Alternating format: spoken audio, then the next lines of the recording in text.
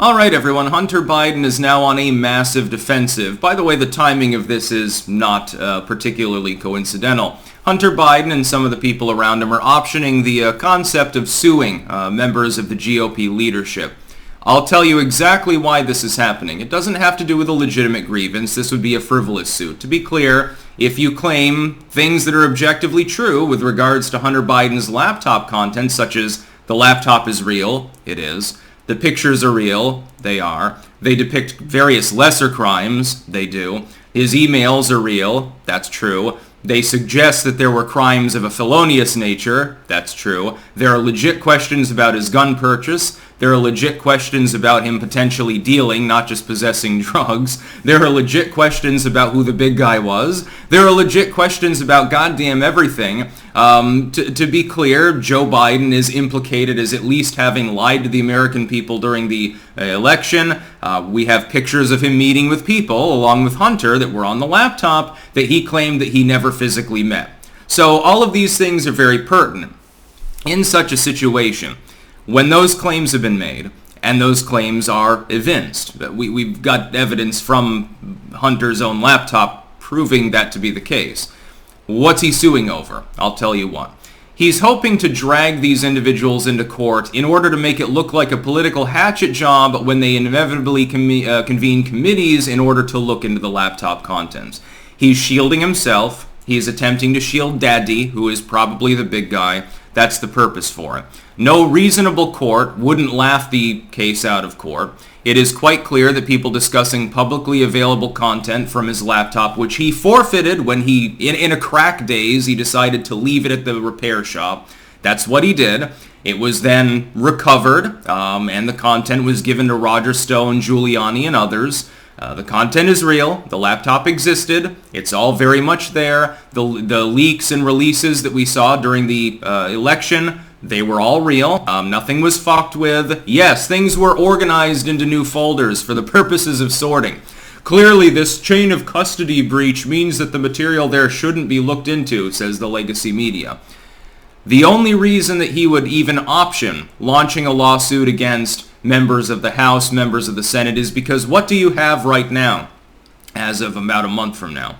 An incoming GOP House with subpoena powers, with the ability to force Hunter Biden to appear before them. So what Hunter wants to do, if he's capable of finding a lawyer crazy enough to risk go before the bar and have to justify their very existence as a lawyer because it's so goddamn frivolous, it's fruitcake mania. If he can find that, he wants to bog them down in legal proceedings that are outside of the realm of the House itself. So if they attempt to subpoena him, question him, if they say, well, we've got legit questions, so we're looking into this content, we've convened, a subcommittee or something, it'll look, number one, like a political hatchet job, number two, like interference with judiciary proceedings, because Hunter will be suing some of these people. It'd be interesting. We could end up with a situation where Hunter Biden is suing Kevin McCarthy, and Kevin McCarthy is meanwhile convening a group that is looking into Hunter Biden. It would look like a conflict of interest. That's the whole foil here. It's a deflection. It's a defensive maneuver. Hunter Biden would not be doing this if he didn't think that he did something wrong. Just to be clear, we have proof that he did many things wrong. In technicality, because his daddy is a tough-on-crimer, at least he was back in the 90s and 2000s, Hunter Biden should be in for 10 years for crack dealing. I mean, he was giving it to hookers, so that's dealing. We have video evidence of this. It's pretty straightforward. Oh, that's right. The statute of limitations has run out. How great for him. But he committed multiple crimes, felony and misdemeanor. That's not the point, though. Hunter Biden's not even the point with regards to his laptop. Nobody really gives a damn about Hunter Biden and his crazy dealings. I don't care about his prick. I don't care about his crack. I don't care about him cheating on his dead brother's former wife with a stripper, getting her pregnant and then denying it was his. I don't give a shit about these things. They're amusing. It's unfortunate that such a cretin exists in this world. He's the definition of trailer trash, and that's basically what the Biden family is. They're like the Beverly Hillbillies on steroids when you think about it. You've got these unionist worker class sort of people that made it rich due to political corruption. But they're still a bunch of inbreds. Look at Joe Biden. He looks like the elderly version of the banjo kid from Deliverance. Literally speaking. There's a reason he looks like that. It's because his grandparents were probably cousins. Anyway, with this case, it's Joe that's the central focus, not Hunter. It's Hunter Biden's laptop, but what's really worrying in there are the emails, which have been corroborated in some cases by the recipients already, showing that Hunter Biden was holding 10% for the big guy who shall not be named. Who the fuck else do you think that he was holding the money for except for the current sitting vice president who could not receive it at the time without violating the Hatch Act? Of course it was Joe Biden. This is you put two and two together, dude. Of course it was Joe Biden. Who else is the big guy?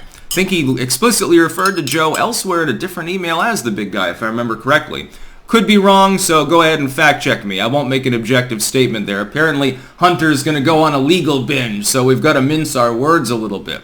Joe Biden, objectively, provably, we have photographic and video evidence of this from the laptop, met with people he claimed he didn't meet with. Now, that's not illegal. He lied to the American public during the election. Dude, every politician does that. Trump did it too, and I would vote for the dude. It would be bizarre to claim that any politician ever running for office, goddamn George Washington would lie to people when he was fucking running for election. Even the mythological upstanding figures of the founders, all of which were drunken womanizers, by the way, they fucked up in this sense too. Thomas Jefferson's one of my favorite humans ever to have lived. Of course he lied to people.